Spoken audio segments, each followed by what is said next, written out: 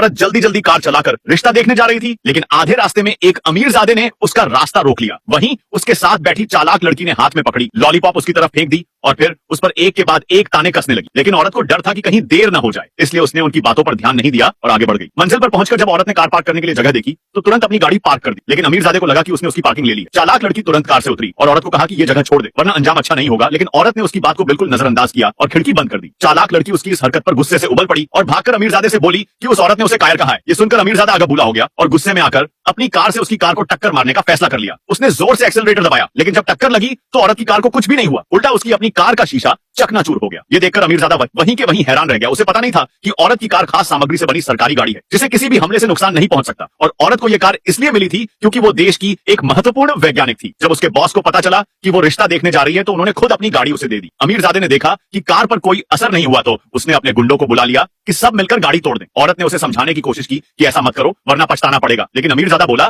कि मैं जियांगचेंग के सबसे बड़े बिजनेसमैन का पोता हूं, यहां मुझसे कोई नहीं उलझ सकता। ये सुनकर औरत एक पल के लिए सन्न रह गई, क्योंकि ये वही शख्स था जिससे उसका रिश्ता तय हुआ था। उसे यकीन नहीं हो रहा था कि उसका मंगेतर इतना घटिया और घमंडी इंसान है। वो बेहद निराश हो गई, लेकिन उसने अपनी पहचान नहीं बताई और बस इतना कहा कि बेहतर होगा तुम शांत रहो वरना नुकसान उठाना पड़ेगा। अमीरजादे ने हंसकर कहा जितना भी नुकसान होगा मैं